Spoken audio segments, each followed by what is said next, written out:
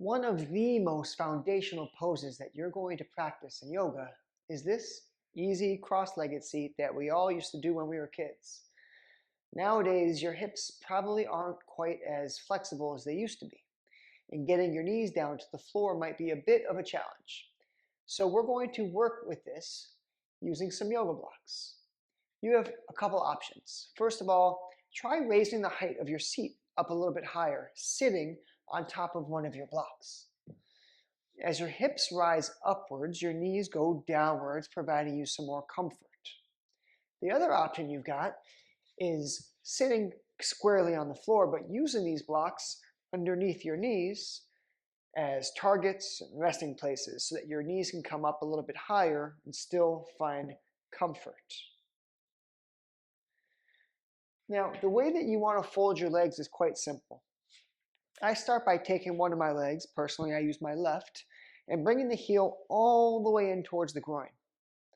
And then bring my opposite ankle and fold this heel directly in front. That way I don't have any bone on bone crossing of my ankles. Both of my feet are planted squarely on the floor.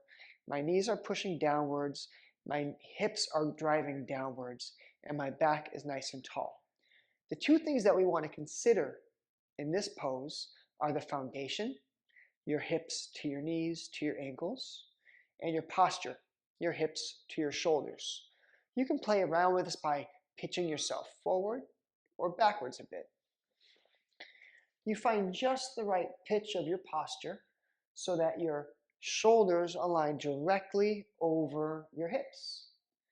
And once you've got that strong foundation, strong posture, what you want to do is squeeze all your muscles, find the strongest possible seat you can manage, use a lot of your effort, and then completely relax. Let your hands drop down, let your shoulders relax, let your chin drop a bit and your back round. Feel your hips move back as you sit deeper and deeper into this pose.